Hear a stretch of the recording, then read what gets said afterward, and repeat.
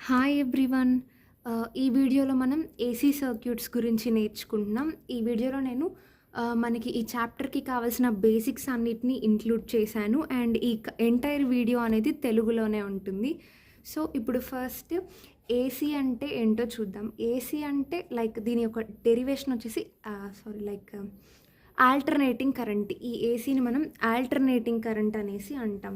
అంటే ఇప్పుడు మనం ఫస్ట్ కరెంట్ తీసుకుంటే దాంట్లో 2 టైప్స్ ఉంటాయన్నమాట.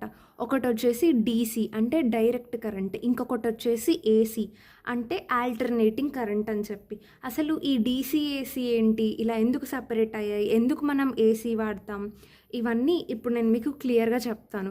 సో, ఫస్ట్ డీసీలో ఏంటంటే మనకి ఓన్లీ రెసిస్టర్స్, బ్యాటరీస్ మాత్రమే ఇన్వాల్వ్ అయ్యి ఉంటాయి. Other than resistors and batteries ఇంకా ఏ ఎలిమెంట్స్ డీసీలో ఇన్వాల్వ్ అయ్యి ఉండవు. అదే నువ్వు ఏసీ కనుక తీసుకున్నావనుకో, ఇందిట్లో ఏంటంటే మనకి రెసిస్టర్, ఇండక్టర్, కెపాసిటర్ 3 ఉంటాయి. ఆర్ అంటే resistor, L for inductor, C for capacitor. నేను ఆర్ఎల్సి అని రాశాను. ఈ 3 ఎలిమెంట్స్ మనకి ఏసీలో ఇన్వాల్వ్ అయ్యి ఉంటాయి. ఇప్పుడు ఫస్ట్ మనం డైరెక్ట్ కరెంట్ తీసుకున్నామనుకో, అది ఎప్పుడు కూడా ఇట్లా స్ట్రైట్‌గానే వెళ్ళిద్ది. అంటే లైక్ వేవ్ ఫామ్‌లో కానీ అలా వెళ్ళదు. అది ఎప్పుడు స్ట్రైట్‌గా వెళ్ళిద్ది. సో, ఆ డైరెక్ట్ కరెంట్ ఇప్పుడు నువ్వు కరెంట్‌కి డీసీ తీసుకొని కరెంట్‌కి, టైంకి గ్రాఫ్ గీసావనుకో, అది ఎప్పుడు కూడా నీకు కాన్స్టెంట్‌గానే ఉంటుంది. అంటే మ్యాగ్నిట్యూడ్ లైక్ డైరెక్షన్ ఎప్పుడు కూడా నీకు సేమే ఉంటుంది. మ్యాగ్నిట్యూడ్‌లో కానీ, డైరెక్షన్‌లో కానీ ఎటువంటి చేంజ్ ఉండదు. ఏది నువ్వు డీసీ తీసుకున్నప్పుడు. ఈ వీడియో నేను చాలా బేసిక్ నుండి స్టార్ట్ చేస్తున్నాను. కాబట్టి మీరు కంపల్సరీ ఎండింగ్ వరకు చూసారనుకో you can understand everything clearly. So, ఈ డీసీలో ఏంటంటే కాన్స్టాంట్‌గానే ఉంటుందన్నమాట కరెంట్ ఎప్పుడు చూసినా. అదే నువ్వు ఏసీకి వచ్చావనుకో, ఏసీలో కరెంట్ అనేది ఆల్టర్ అవుతూ ఉంటుంది. అంటే లైక్ వేవ్ ఫామ్‌లోనే ఉంటుంది అనేం కాదు. So, either it may be మనకి ఇట్లా ట్రయాంగులర్ ఫామ్‌లో అయినా ఉండొచ్చు. లేదా ఇట్లా స్క్వేర్ ఫామ్‌లో కానీ, రెక్టాంగులర్ ఫామ్‌లో కానీ ఎలాగైనా ఉండొచ్చు ఈ ఏసీలో. ఏసీలో ఏంటంటే ప్రతి ఇన్‌స్టాంట్‌లో magnitude wise, direction wise AC అనేది అదే కరెంట్ అనేది చేంజ్ అవుతూ ఉంటుంది. ఇన్ కేస్ ఆఫ్ ఏసీ విషయంలో ఏంటంటే మ్యాగ్నిట్యూడ్ వైజ్ కానీ, డైరెక్షన్ వైజ్ కానీ కరెంట్ అనేది ఎవ్రీ ఇన్‌స్టాంట్ ఆల్టర్ అవుతూనే ఉంటుంది, చేంజ్ అవుతూనే ఉంటుంది. ఇప్పుడు మీకు ఇక్కడ ఒక డౌట్ రావచ్చు, ఎందుకు ఇలా ఏసీలో చేంజ్ అవుతుంది అని. దీనికి రీజన్ ఏంటంటే మనం ఇప్పుడు ఇక్కడ ఏసీలో ఆర్ఎల్సి వాడుతున్నాం కదా, అదే డీసీలో వచ్చేసరికి ఏంటి ఓన్లీ రెసిస్టర్ మాత్రమే వాడుతున్నాం. ఎప్పుడైతే మనం కెపాసిటర్ని ఇంట్రడ్యూస్ చేస్తామో మన సర్క్యూట్లో అప్పుడు ఏంటంటే ఫ్రీక్వెన్సీ వస్తుందన్నమాట. ఫ్రీక్వెన్సీ వచ్చినప్పుడు ఏంటి, మనం ఇంతకుముందు వేవ్స్ అండ్ సౌండ్స్లో అట్లా నేర్చుకున్నాం కదా, ఫ్రీక్వెన్సీ వచ్చినప్పుడు ఏంటి ట్యూన్ అవుతూ ఉంటుందన్నమాట. అంటే ఆల్టరేషన్స్ అనేటివి జరుగుతూ ఉంటాయి లైక్ వైబ్రేషన్స్ లాగా. అలాంటి వైబ్రేషన్స్ జరగటం వల్ల ఏంటి ఫస్ట్ కెపాసిటర్ ఒక ఇన్వాల్వ్మెంట్ వల్ల నీకు ఫ్రీక్వెన్సీ అనేది డెవలప్ అవుతుంది. ఆ ఫ్రీక్వెన్సీ వలన ఏంటి లైక్ ఆసిలేషన్స్ లైక్ వైబ్రేషన్స్ లాగా జరుగుతాయి కదా. సో, అలా అవ్వడం వల్ల ఈ ఏసీలో కరెంట్ అనేది ఆల్టర్ అవుతూ వస్తుంది. సో, ఐదర్ అది సైనోసోడల్ వేవ్ ఫామ్‌లో కానీ, లేక ట్రయాంగులర్ లాగా కానీ, స్క్వేర్ ఫామ్‌లో కానీ ఎలాగైనా ఉండొచ్చు. ఆల్టర్ అవుతూ ఉంటుందన్నమాట. Magnitude wise, direction wise change అవుతూ ఉంటుంది. ఇది మనకి ఏసీకి, డీసీకి మధ్య ఉన్న మేజర్ డిఫరెన్స్. ఇది మీకు క్లారిటీ వచ్చిందని అనుకుంటున్నాను. ఇప్పుడు మీకు ఇంకొక డౌట్ రావచ్చు, సరే బాగుంది, ఇప్పుడు డీసీయే వాడచ్చు కదా, మళ్ళీ ఏసీ ఎందుకు అనేసి. సో, ఏంటంటే ఇక్కడ ఏసీలో నువ్వు వోల్టేజెస్ అనేటివి ఈజీగా చేంజ్ చేయొచ్చు. లో వోల్టేజెస్ టు హై వోల్టేజెస్, చాలా హై వోల్టేజెస్ కూడా తీసుకోవచ్చు. కానీ నువ్వు డీసీకి వచ్చేసరికి ఏంటంటే అక్కడ నువ్వు వోల్టేజెస్ని ఆల్టర్ చేయాలన్నా నీకు కొంచెం కష్టం అవుతుంది. అండ్ ఇప్పుడు ఏసీ మనం చాలా హౌస్ హోల్డ్ వైజ్ మనం వాడే అన్ని కూడా ఏసీ బేస్డే అనమాట. ఈ ఏసీలో ఏంటంటే మనం ఒకవేళ మనకి ఫర్దర్‌గా డీసీలో కన్వర్ట్ చేసుకోవాలన్నా సరే ఈ ఏసీని మనం ఈజీగా డీసీలో కన్వర్ట్ చేసుకోవచ్చు. కానీ నువ్వు డీసీ తీసుకున్నావనుకో దాన్ని మనం మళ్ళీ ఏసీలో కన్వర్ట్ చేయలేం. అండ్ ఏసీ కూడా నువ్వు కంపేర్ చేసావనుకో కాస్ట్ తోటి కూడా కొంచెం తక్కువే ఉంటుంది. సో ఇన్ని బెనిఫిట్స్ ఉంటాయి కాబట్టి మనం ఏసీనే ప్రిఫర్ చేస్తాం. ఇప్పుడు కనుక మనకి ఏసీ అనేది లేకపోయిందనుకో, లైక్ ఆల్టర్నేటింగ్ కరెంట్ లేకపోయిందనుకో, ఇప్పుడు మనం టీవీ చూస్తాం. టీవీలో ఏంటి ఛానల్స్ మారుస్తూ ఉంటాం. అలాగా ఛానల్ మార్చడానికి కూడా కుదరదనమాట. ఫ్యాన్ స్పీడ్ అడ్జస్ట్మెంట్ చేస్తూ ఉంటాము. ఇలాంటివన్నీ మనకి ఏసీ లేకపోతే జరగవు. కాబట్టి మనం ఏసీనే ఎక్కువగా ఈ హౌస్ హోల్డ్ పర్పసెస్లో కానీ ఇంకా బయట ఎక్కడైనా సరే ఏసీసే మోస్ట్లీ ప్రిఫర్ చేస్తాం, యూస్ చేస్తాం. ఇదంతా మీకు క్లారిటీ వచ్చిందని అనుకుంటున్నాను. ఇప్పుడు first equation of sinusoidal wave form చూద్దాం. అంటే మనం వీకి, టీకి, ఐకి, టీకి ఏంటంటో గ్రాఫ్స్ గీసేస్తారు అని అనుకుంటూ ఉంటాం కదా. సో గ్రాఫ్స్ ఏంటంటే ఇప్పుడు first I is equal to IM sin omega t, V is equal to VM sin omega t అనమాట. ఇవేంటి equation of your current and voltage in sinusoidal wave form. ఇది స్టాండర్డ్ ఈక్వేషన్ అనమాట. So ఐని I m into sine of omega టీగా రాస్తాము. అదే similar వేలో వీని V m into sine of omega టీగా రాస్తాం, సైన్ ఒమేగా టీగా రాస్తాం. ఇక్కడ ఈ విఎం ఐఎం ఏంటి అని మీకు డౌట్ రావచ్చు. ఇక్కడ విఎం అంటే ఏంటంటే peak or maximum voltage, peak or maximum voltage, దీన్నే మనం విఎం అంటాం. ఐఎం అంటే ఏంటంటే peak or maximum current. So maximum current లేదా పీక్ కరెంట్ అంటే పీక్ అంటే ఏంటి టాప్ మోస్ట్ పాయింట్ అంటే మ్యాక్సిమం పాయింట్ అనమాట. ఆ మ్యాక్సిమం పాయింట్లో ఉండే ఆ వోల్టేజ్ని కానీ కరెంట్ని కానీ మనం పీక్ ఆర్ మ్యాక్సిమం అనేసి అంటాం అనమాట. ఒకవేళ peak voltage or maximum voltage అనుకో దాన్ని మనం విఎం తోటి రిప్రజెంట్ చేస్తాం. అదే మ్యాక్సిమం కరెంట్ అనుకో ఐఎంతో రిప్రజెంట్ చేస్తాం. సరే ఇదంతా బాగుంది. ఫస్ట్ ఈ గ్రాఫ్ ఎలా వచ్చింది అని తెలుసుకోవడం కన్నా దానికంటే ముందు కొన్ని టర్మినాలజీస్ గురించి మనం తెలుసుకుంటే ఇది ఈజీగా అర్థమవుతుంది. సో ఇప్పుడు ఫస్ట్ ఇక్కడ చూసినట్టయితే సైకిల్ అంటే ఏంటంటే each repetition of set of positive and negative instantaneous values of the alternating quantity. నేను మీకు ఎక్స్ప్లెయిన్ చేస్తాను నిదానంగా. సో ఇప్పుడు మీరు చూసారనుకో ఇది మొత్తం ఒక సైకిల్లా ఉంది. మీరు ఇది ఒక సైకిల్ అని ఎలా చెప్తారు అంటే చూడు, ఇప్పుడు ఇక్కడ పాజిటివ్ వచ్చిందా, ఇలాగా ఒక పాజిటివ్ వచ్చింది. ఇది మన ఎక్స్ యాక్సిస్ కదా. అబవ్ ద ఎక్స్ యాక్సిస్ మనం పాజిటివ్ని కన్సిడర్ చేస్తాం, బిలో ద ఎక్స్ యాక్సిస్ నెగటివ్గా కన్సిడర్ చేస్తాం కదా. సో ఇప్పుడు ఈ యొక్క పాజిటివ్, ఈ యొక్క నెగటివ్ చూస్తే ఇలా ఉంది. మళ్ళీ ఇక్కడ చూసామనుకో మళ్ళీ సేమ్ ఇలానే ఉంది కదా. అంటే ఈ యొక్క పాజిటివ్, ఈ యొక్క నెగటివ్ అంటే ఇది రిపీట్ అవుతూ వస్తుంది కదా. ఈ పాజిటివ్ నెగటివ్ ఈ ఫామ్లో రిపీట్ అవుతూ వస్తుంది కదా. Each repetition of set of positive and negative instantaneous values అంటే ఆ పర్టికులర్ ఇన్స్టాంట్లో, అంటే ఈ పర్టికులర్ ఇన్స్టాంట్లో ఇక్కడ ఉంది, ఈ ఇన్స్టాంట్కి వచ్చేసరికి ఇక్కడికి వచ్చేసరికి ఇక్కడ, అట్లా ఒక్కొక్క ఇన్స్టాంట్లో ఒక్కొక్క వాల్యూస్ లాగా వస్తున్నాయి కదా. కానీ ప్రతిసారి ఏంటి అదే నీకు రిపీట్ అవుతూ వస్తుంది. అంటే each repetition of set of positive and negative instantaneous values of the alternating quantity, దీన్నే మనం ఒక సైకిల్ అనేసి అంటాం. ఇంకా టైం పీరియడ్ అంటే ఏంటి, time taken by alternating current to complete one cycle. అంటే ఇక్కడ నుండి ఇక్కడికి నీకు ఒక సైకిల్ అయిపోయింది కదా 0 to 2π. సో ఆ వన్ సైకిల్ అవ్వడానికి ఎంతైతే టైం పట్టింది దాన్నే మనం టైం పీరియడ్ అంటాం. ఫ్రీక్వెన్సీ అంటే ఏంటంటే number of cycles completed by an AC per second. అంటే నువ్వు ఒక టైం పీరియడ్లో తీసుకున్నావు అనుకో ఎన్ని సైకిల్స్ అయితే కంప్లీట్ చేస్తుందో దాన్నే మనం ఫ్రీక్వెన్సీగా అంటాం. ఇంకా యాంగులర్ ఫ్రీక్వెన్సీ, ఇది మోస్ట్లీ యూస్ చేస్తాం. దీన్ని మనం ఒమేగాతో రిప్రజెంట్ చేస్తాం అనమాట. ఈ యాంగులర్ ఫ్రీక్వెన్సీకి డిఫరెన్స్ ఏం లేదు. జస్ట్ మనం ఇన్ టర్మ్స్ ఆఫ్ యాంగిల్లో కనుక రిప్రజెంట్ చేస్తే దాన్ని మనం యాంగులర్ ఫ్రీక్వెన్సీ అంటాం. జనరల్గా మనం ఏంటి ఒక సైకిల్ అంటే 360 డిగ్రీ తీసుకున్నాం. ఫర్ ఎగ్జాంపుల్ ఇప్పుడు మనకి బైస్కిలే ఉందనుకో, ఒక వీలే ఉంది, అదేంటి 360 డిగ్రీస్ ఉంటుంది కదా. అట్లాగే ఇక్కడ కూడా అంతే, ఒక సైకిల్ అంటే 360 డిగ్రీ. దాన్నే మనం రేడియన్స్లో ఎలా రిప్రజెంట్ చేస్తాం 2π రేడియన్. 2 into π అంటే ఏంటి 180 అంటే 360 అనమాట. అట్లాగా. సో ఇన్ టర్మ్స్ ఆఫ్ యాంగిల్లో రిప్రజెంట్ చేస్తాం. నార్మల్గా ఫ్రీక్వెన్సీ అంటే ఎఫ్, కానీ యాంగులర్ ఫ్రీక్వెన్సీ అంటే యాంగిల్లో రిప్రజెంట్ చేస్తున్నాం. కాబట్టి omega is equal to 2πf radian per second. దీని యూనిట్ వచ్చేసి రేడియన్ పర్ సెకండ్ అనమాట. ఈ ఎఫ్నే మనం ఎట్లా రాసుకోవచ్చు 1/t రాసుకోవచ్చు. So frequency is equal to 1 by time period. So omega is equal to 2π/t అనమాట. ఇప్పుడు ఒక సైకిల్లో అదే 360 డిగ్రీ కవర్ అవుతుంది. ఇంకా నీకు స్పీడ్ ఎక్కువ ఉందనుకో, రెవల్యూషన్ ఆర్పిఎం అంటే రెవల్యూషన్ పర్ మినిట్, అది కూడా ఎక్కువ ఉంటుందన్నమాట. ఫర్ ఎగ్జాంపుల్, బెస్ట్ ఎగ్జాంపుల్ ఇప్పుడు మనం ఫ్యాన్ తీసుకుందాం. ఫ్యాన్కి ఏంటి 1 2 3 4 5 అలా స్పీడ్స్ ఉంటాయి కదా. ఇప్పుడు నువ్వు 1 స్పీడ్లో పెట్టావనుకో, అప్పుడేంటి అది స్లోగా తిరుగుతుంది. స్లోగా తిరుగుతుంది అంటే రెవల్యూషన్ అంటే ఏంటి, ఒక కంప్లీట్ రొటేషన్ కదా. స్లోగా తిరుగుతున్నప్పుడు ఏంటి, అది రొటేషన్ కూడా చిన్నగా రొటేషన్ అవుతుంది కదా. అంటే స్పీడ్ తక్కువ ఉన్నప్పుడు అది జరిగే ఒక రెవల్యూషన్ పర్ మినిట్ కూడా ఏంటి తక్కువ ఉంటుంది అనమాట. ఆర్పిఎం కూడా తక్కువ ఉంటుంది. అదే నువ్వు స్పీడ్ని 5లో పెట్టావనుకో, ఫ్యాన్ స్పీడ్, అప్పుడు ఏంటి చాలా ఫాస్ట్గా రొటేట్ అవుతుంది అది.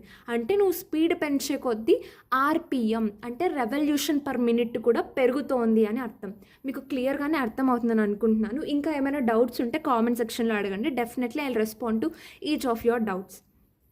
అండ్ ఇప్పుడు మనం ప్యూర్లీ రెసిస్టివ్ సర్క్యూట్ని తీసుకుంటున్నాం అనమాట. సో నార్మల్గా మనకి పవర్ అంటే ఏమని తెలుసు, ఆల్రెడీ మనం డీసీలో చూసాం కదా.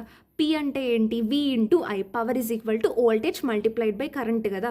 సో మనం ఈ వోల్టేజ్ ఎట్లా రాసుకోవచ్చు, ఐ ఇంటూ ఆర్గా రాస్తాం. ఇంటూ ఐ ఉంది, సో ఐ ఇంటూ ఐ ఏంటి, I square. So I square R అంటే power is equal to I square R. ఇక్కడ డబ్ల్యూ అంటే ఎనర్జీ. ఎనర్జీ అంటే ఏంటి, power into time. So energy అంటే మనకి పవర్ ఇంటూ టైం కదా. So energy which is equal to power అంటే I square R into time T అనమాట. Okay, ఇప్పుడు ఫస్ట్ ప్యూర్లీ రెసిస్టివ్ సర్క్యూట్ తీసుకుంటున్నాం. ఇంతకు ముందు ఏంటంటే మనకి డీసీలో ఇలాగ తీసుకుండే వాళ్ళం కదా వోల్టేజ్ని.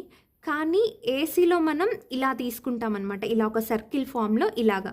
ఈ సింబల్ ఏంటంటే ఏసీ, ఆల్టర్నేటింగ్ కరెంట్కి రిప్రజెంట్ చేస్తుంది అనమాట ఈ సింబల్. ఓకే, ఈ సింబల్ మీకు ఎక్కడైనా కనిపిస్తే అక్కడ ఆల్టర్నేటింగ్ కరెంట్, ఏసీ ఉన్నట్టు అర్థం.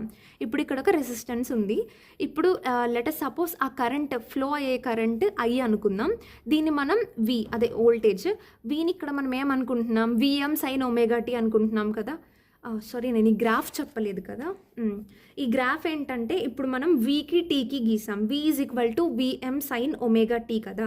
సో ఇప్పుడు నువ్వు 0 తీసుకున్నావు అనుకో, మనకి ఇది ఆల్రెడీ తెలిసే ఉంటుంది, theta is equal to omega into t అని మనకు తెలుసు కదా. సో అలాగే మనం V is equal to VM sine టీటాగా రాసుకోవచ్చు కదా, ఎందుకంటే theta is equal to omega tea.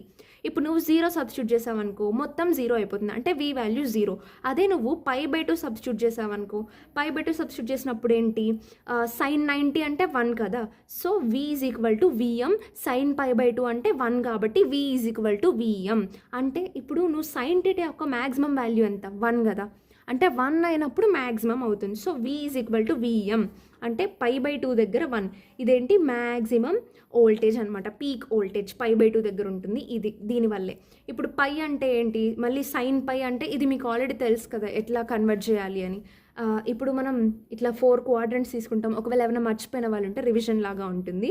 ఇది 90 మైనస్ టీటా, ఇదేంటి నీకు 90 ప్లస్ టీటా 180 మైనస్ టీటా, ఇదేంటి 180 ప్లస్ టీటా 270 మైనస్ టీటా, ఇది 270 మైనస్ టీటా 360.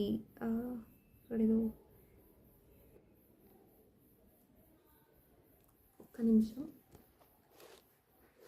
ఇక్కడ నేను మిస్టేక్ రాసాను. 90 మైనస్ టీటా, ఇక్కడ 90 ప్లస్ టీటా 180 మైనస్ టీటా, ఇక్కడ 180 ప్లస్ టీటా 270 మైనస్ టీటా, ఇక్కడ 270 ప్లస్ టీటా 360 మైనస్ టీటా, ఇక్కడ ఏంటి 360 ప్లస్ టీటా కదా. ఇంకా మనకి తెలుసు కదా, అంటే గుర్తుపెట్టుకోవడానికి ఆల్ సిల్వర్ టీ కప్స్ అనేసి. అంటే ఫస్ట్ క్వాడ్రంట్లో ఉన్న అన్ని క్వాంటిటీస్ పాజిటివే అనమాట. సెకండ్ క్వాడ్రంట్లో ఉన్నది మనం సైన్ కాస్ తీసుకుంటాం. ఇవి 2 మాత్రమే పాజిటివ్, మిగిలినవన్నీ నెగిటివ్. ఇక్కడ టాన్ కాట్ మాత్రమే పాజిటివ్, మిగిలినవన్నీ నెగిటివ్. ఇక్కడ కొసికెంట్ సీకెంట్ ఇవి మాత్రమే పాజిటివ్, మిగిలినవన్నీ నెగిటివ్ కదా. ఇప్పుడు ఇక్కడ ఏంటి మనకి సైన్ పై అంటే సైన్ 180 కదా.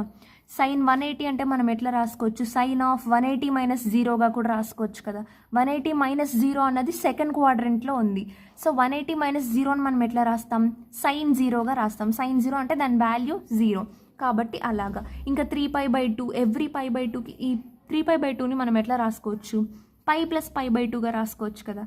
అంటే 2π ప్లస్ పై 3π/2. సైన్ ఆఫ్ ఇది 180 కదా.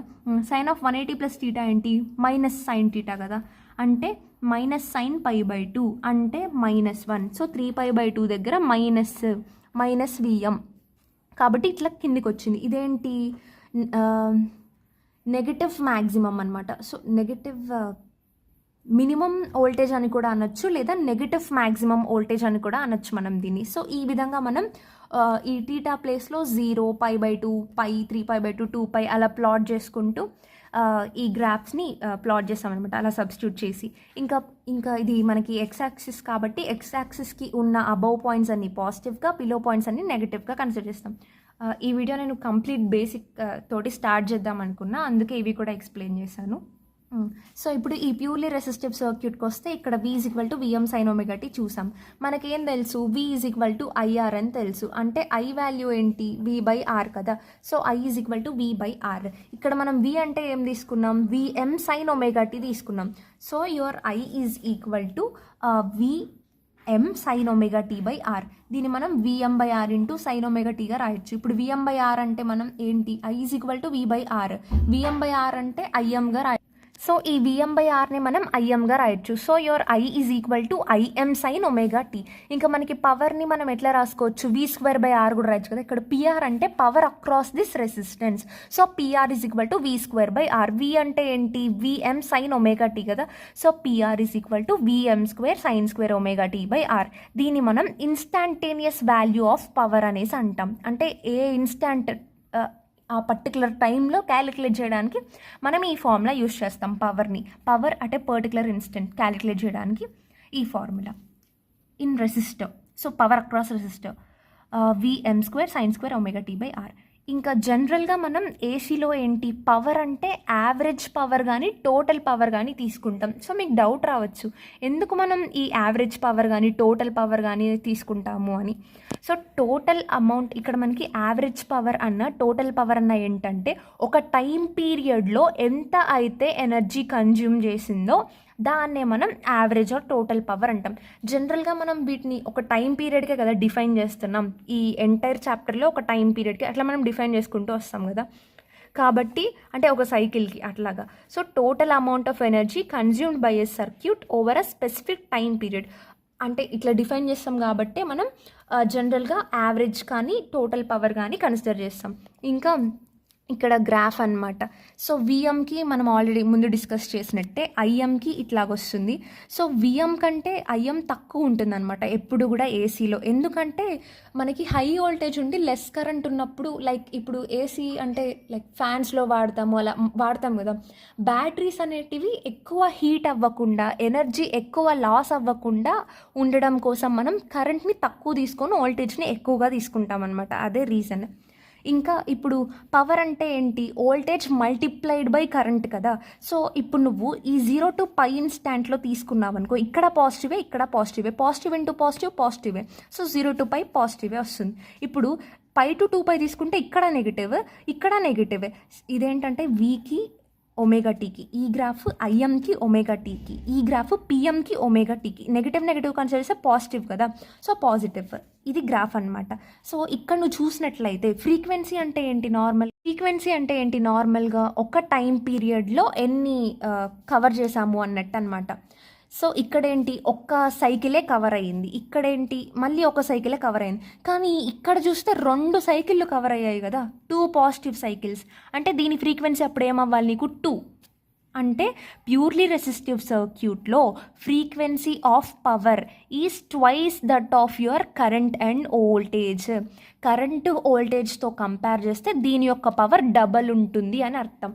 ఓకే, ఇప్పుడు యావరేజ్ పవర్ చూద్దాం. సో ఈ యావరేజ్ పవర్ క్యాలిక్యులేట్ చేయడానికి మనకు ఒక బేసిక్ పాయింట్ తెలియాలన్నమాట. సో ఏదైనా సరే యావరేజ్ వాల్యూ క్యాలిక్యులేట్ చేయాలి అంటే area of full cycle by base length of full cycle అనమాట. ఇది ఒక ఫార్ములా.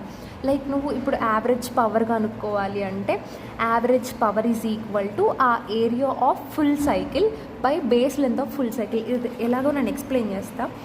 అంటే ఇప్పుడు మనం ఈ గ్రాఫ్ చూసామనుకో, అంటే ఇప్పుడు మనం పవర్ని ఇక్కడ ఏ టర్మ్స్లో రిప్రజెంట్ చేస్తున్నాం, v² తోటి రిప్రజెంట్ చేస్తున్నాం కదా.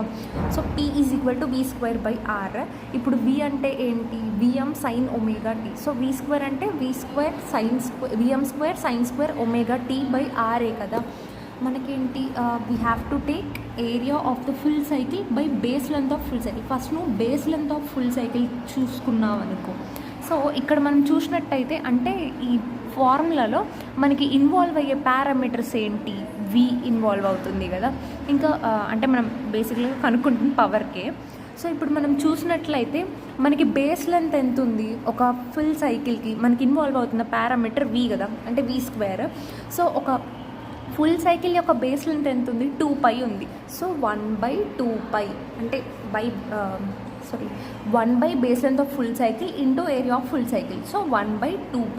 ఇంకా ఈ ఏరియా ఆఫ్ ఫుల్ సైకిల్ అంటే ఏంటి, ఏరియా అంటే ఏంటి, ఇప్పుడు దీని మధ్యలో ఉన్న ఈ పోర్షనే కదా. సో నువ్వు పవర్కి తీసుకుంటే ఈ పోర్షనే కదా నీకు ఏరియా అంటే.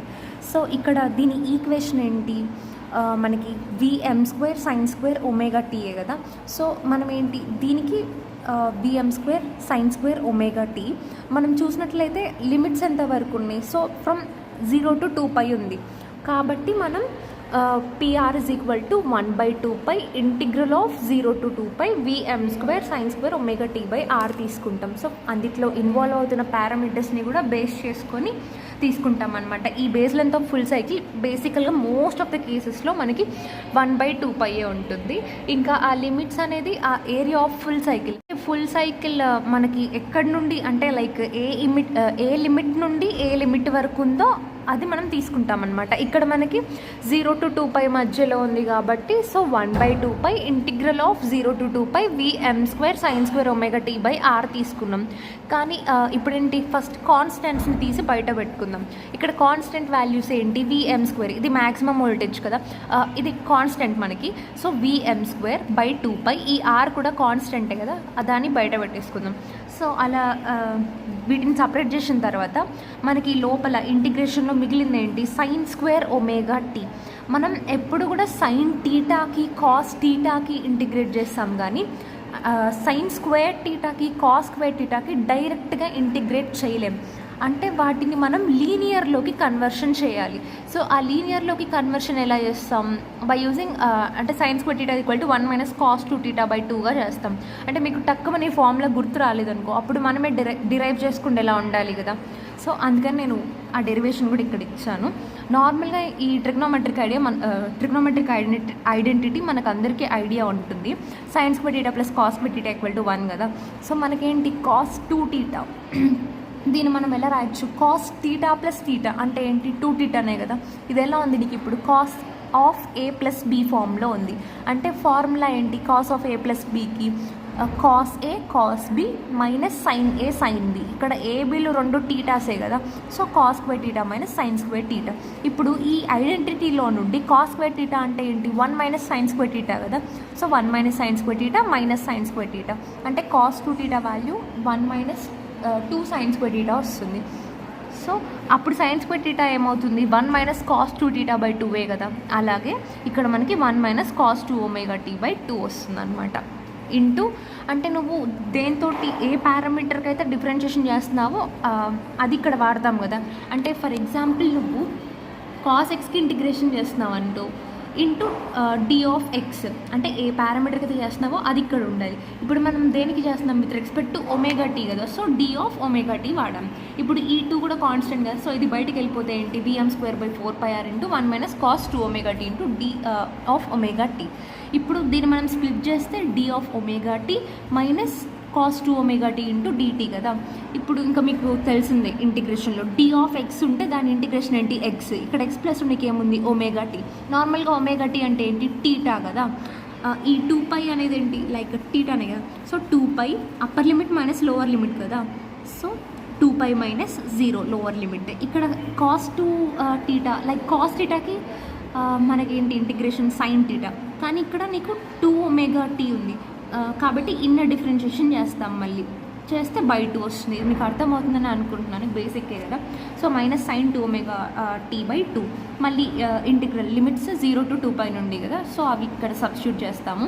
ఇప్పుడు నీకు ఏమొచ్చింది, సైన్ 2π మైనస్ సైన్ 2 into 0/2 కదా, ఇది ఎలాగో 0 అయిపోతుంది. ఇక్కడ సైన్ 2π, ఎప్పుడు కూడా sine pi multiple like sign nπ వచ్చినా సరే దాని వాల్యూ ఏంటి, 0నే. సో 2π - 0 అంటే మళ్ళీ నీకు 2π. ఇప్పుడు ఏంటి, ఈ పై క్యాన్సిల్ అయిపోయింది, 1 2. So P average is equal to Vm²/2R వచ్చిందనమాట. సో ఇప్పుడు యావరేజ్ పవర్ ఇన్ రెసిస్టెన్స్ అడిగితే Vm²/2R ఫార్ములా. అదే ఇన్స్టాంటేనియస్ వాల్యూ అడిగితే Vm² sin² ωt/R అనమాట. ఇంకా మనకి ఈ రిలేషన్ తెలుసు కదా, అదే energy is equal to power into time అని. ఇక్కడ ఈ అంటే ఎనర్జీ, పవర్ ఏంటి Vm²/2R ఇంటూ టీ అంటే టైం, అంతే. సో ఇప్పుడు ఇంపార్టెంట్ వన్ వచ్చేసి ఆర్ఎంఎస్ వాల్యూ. ఫస్ట్ నేను ఈ ఆర్ఎంఎస్ వాల్యూ యొక్క స్టేట్మెంట్ని చదువుతాను, తర్వాత మీకు ఎక్స్ప్లెయిన్ చేస్తాను. ఒకసారి మీరు కూడా చదివేటప్పుడు అర్థం చేసుకోవడానికి ట్రై చేయండి. In an AC circuit the RMS value is equivalent to direct current DC value that produces the same amount of heat or power dissipation in a given resistor over the same time period. అంటే ఇప్పుడు మనం ఒక AC circuit కనుక తీసుకున్నట్టయితే RMS value is equivalent to direct current. ఒక AC సర్క్యూట్లో RMS value ఏంటి, direct current వాల్యూకి equal అవుతుందన్నమాట. In AC circuit the RMS value is equivalent to direct current value that produces same amount of heat are power dissipation in a given resistor. అంటే ఇప్పుడు మనం ఒక AC సర్క్యూట్లో తీసుకున్నాం అనుకో, ఆ ఏసీ సర్క్యూట్లో ఉన్న ఆర్ఎంఎస్ వాల్యూ డీసీ సర్క్యూట్లో ఉన్న వాల్యూకి ఈక్వల్ అవుతుంది. అది మనకి ఎంతైతే అమౌంట్ ఆఫ్ హీట్ లేదా ఎంతైతే పవర్ని డిసిపేట్ చేస్తుందో ఒక రెసిస్టర్లో, ఆ సేమ్ అమౌంట్ ఇది కూడా.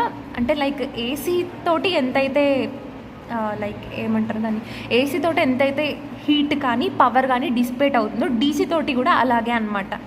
అది దాని exact meaning. So in an AC circuit the RMS value is equivalent to the direct current value which produces same amount of heat or power dissipation in a given resistor over the same time period, ఒకే టైంలో. ఇప్పుడు మనకి I is equal to IM sin ωt అని తెలుసు. దాన్ని square చేస్తే I² equal to IM² sin² ωt కదా. మనకేంటి energy అంటే పవర్ ఇంటూ టైం అని తెలుసు. So I² R into T W, that is energy is equal to I1² + I2² + and so on IN² into RT.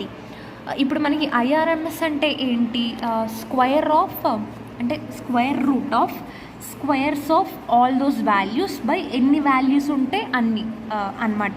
అంటే ఇప్పుడు for example నువ్వు I1 is equal to 1, I2 is equal to 3, I3 is equal to 0 తీసుకున్నావు అనుకో, ఈజీగా ఉంటుందని చెప్తున్నా. ఇప్పుడు నువ్వు IRMS కావాలి అనుకో, ఏం చేస్తావు, సింపుల్లీ వీటి యొక్క స్క్వేర్స్ చేస్తావు. I1² + I2² + I3² బై ఇవి ఎన్ని అయితే ఉన్నాయో అది. అంటే I1 I2 I3 3 ఉన్నాయి కదా, సో బై 3. ఇప్పుడు I1² అంటే 1, I2² అంటే 9, I3² అంటే 0/3 అంటే √10/3 దీని ఆన్సర్. అట్లాగా IRMS is equal to √I1² + I2² + and so on +IN²/n అనమాట. So this is all about this video. Next వీడియోలో నేను మళ్ళీ ప్యూర్ రెసిస్టివ్ సర్క్యూట్ గురించి డిస్కస్ చేస్తాను. దానికి continuation pure inductive circuit and pure capacitive circuit గురించి కూడా డిస్కస్ చేస్తాము. అండ్ ఈ వీడియోలో మీకు ఇంకా ఏమైనా డౌట్స్ ఉన్నా లేక ఇంకా ఏదైనా బెటర్గా ఇంప్రూవ్మెంట్ కావాలన్నా నాకు మీరు కామెంట్ సెక్షన్లో అడిగితే నెక్స్ట్ వీడియోలో ఆ టాపిక్ని కూడా నేను ఎక్స్ప్లెయిన్ చేస్తాను, మీ డౌట్స్ని కూడా ఎక్స్ప్లెయిన్ చేస్తాను. Thank you for watching and subscribe my channel for more videos.